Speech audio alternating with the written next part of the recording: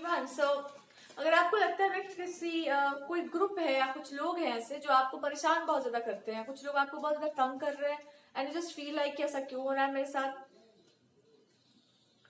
कोई आपको परेशान करने में तुला वैसा आपको लग रहा है। अच्छा, ये सब छोड़ो, परेशान करने वाली तो बात अलग है। आपको पहले तो एक बात समझाई जा रही है कि कोई आपको परेशान कर कैसे सकता है, ये बताइए।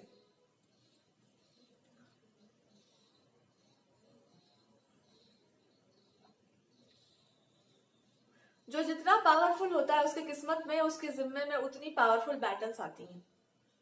तो ये परेशान होने वाला मैटर नहीं है, डट कर उसका सामना करने वाला मैटर है। और सामना तभी करो जब आपको मन हो सामना करने का। जब आपके पास और इम्पोर्टेंट काम हो और आपके सामने जो है बाहर के लोग कुछ भौंक रहे हो, तो दरवाजा बंद कर देना समझदारी कहलाता है, ना कि हम उनके पीछे जाके पत्थर फेंके। आप काम ज्यादा करना है आपको, उधर क्या करना है आपको।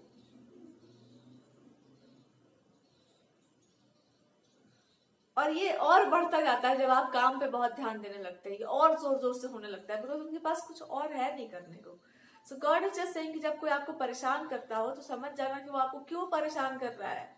या तो वो आपकी सक्सेस से जलता है, या तो उसको डर लग रहा है कि इंसान कुछ अच्छा कर लेगा अपने लाइफ में और हम लोग पीछे रह जाएंगे, तो इसको अपने साथ लेकर चलो या फिर इसका यूज कर लो, कुछ भी अच्छे से कर लो और कुछ कर लो, अपने जीवन में अच्छा क्रिएट कर लो।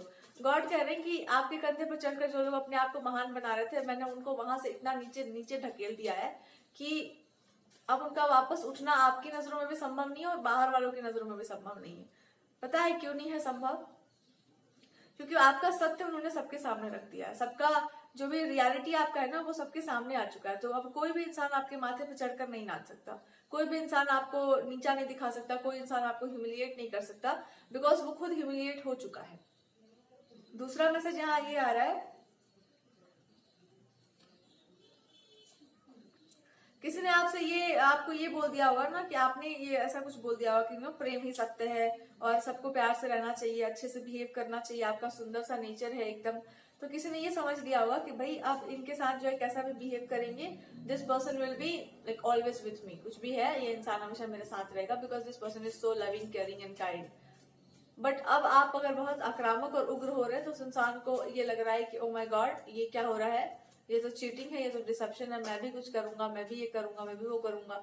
सो गॉड इज सेइंग कर लेने दो, उसको भी कर लेने दो और तुम भी जिसको तुम जो करना है वो करो। और उसके बाद फिर तुम देखना कि ये सब क्यों हो रहा है। ये सब इसलिए हो रहा है बिकॉज आप केवल किसी एक इंसान के लिए रिजर्व होकर नहीं रह सकते। कोई आपको ये नहीं बोल सकता है कि नहीं तुम मेरे लिए रिजर्व होकर के बैठे रहो। नहीं, आपके जिम्मे में अपना काम है और आपको अपना काम करना चाहिए, उस इंसान को अपना काम करना चाहिए। आप बिकॉज आप बहुत अच्छे नेचर के, इसका मतलब ये नहीं हुआ कि दिन भर आपके आगे पीछे नाचते रहेंगे।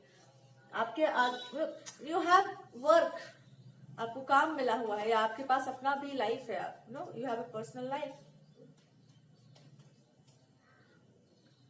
तो जितना आपके पास समय हो उसका अपने लिए यूज करो, या फिर कुछ अपने काम को जो आपके जिम्मे मिला हुआ है वो करने के लिए स्टार्ट करो। मतलब बेसिकली वो क्या कहना चाह रहे हैं कि रिश्ते नाते तो ठीक है, बट सबसे पहला ध्यान अपने काम पर दो, अपने करियर पर दो, अपने आप को आगे बढ़ाने पर दो। कोई भी संबंध जो आपको पीछे खींचता हो वो वास्तविक संबंध नहीं होता। प्रेम का अर्थ ये होता है कि हम आप किसी की प्रगति में उसका साथ दे रहे हैं, किसी की उन्नति में हम आगे उसको बढ़ने में हेल्प कर रहे हैं, ना कि हम उसको पीछे खींचने में तुले हुए हैं कि नहीं तुम ये मत करो, तुम वो मत करो। नहीं, आपका काम है कि आप उसको आगे बढ़ाएं, दैट्स द रियल थिंग। ये ना कि आप उसको नीचे ढकेलें, आप उसको नीचा दिखाएं, that's not the real thing.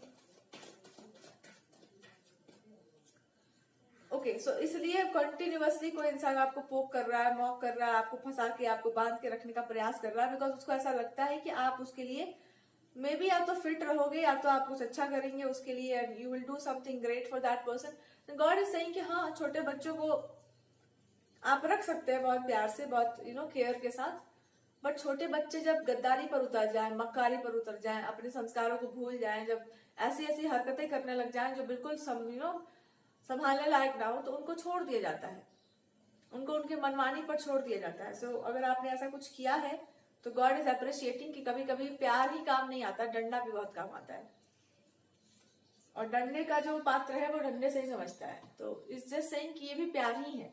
समझो, प्यार के दो स्वरूप होते हैं, एक होता है कि बहुत प्यार से बात करना और दूसरा होता है कि नहीं बात करना। Get lost, time for a nap. आप रेस्ट लो, आप आराम करो जीवन में।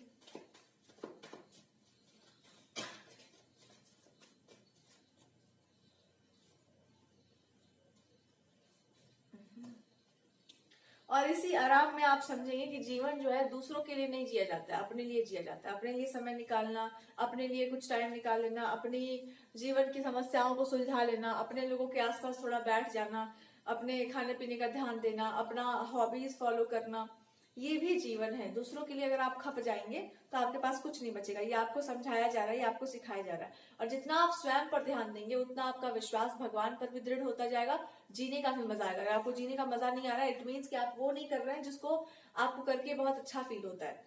सो आप वो सब करना स्टार्ट कीजिए जो करके आपको बेटर फील होता है। फिर रेस्ट लेना सीखो, फिर थोड़ा लाइफ को एंजॉय करना सीखिए। उसके बाद फिर कुछ ऐसा काम करो जो actually it gives you happiness. और ये क्या है, इट कैन बी एनीथिंग, सिली सा कुछ काम हो सकता है, डांसिंग, सिंगिंग, राइटिंग, या नो गॉड डिवोशन, पुरानी चीजों को देखना, सीरियल्स देखना, जो भी आपको अच्छा लगता होगा।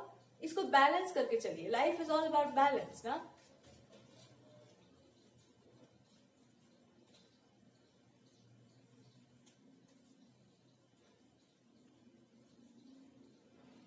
Again God is just trying to tell you कि there can be a possibility, मतलब एक पॉसिबिलिटी आपके लाइफ में हो सकती है वेयर यू फील लाइक हम बहुत ज्यादा मॉडर्न टाइम से नहीं जुड़ सकते, मॉडर्न एज से नहीं जुड़ सकते, मॉडर्न वेस्टर्न सिविलाइजेशन से हम कनेक्ट नहीं कर सकते। आपको ऐसा लग सकता है, या हम किसी पर्टिकुलर चीज से मेरा कोई कनेक्शन नहीं हो सकता। सो गॉड इज जस्ट सेइंग कि तुम्हारा तो इतना गहरा कनेक्शन है कि हम क्या बताएं। बट बेस्ट पार्ट आपके अंदर ये है ना कि आप उस चीज को अपनाते नहीं हैं।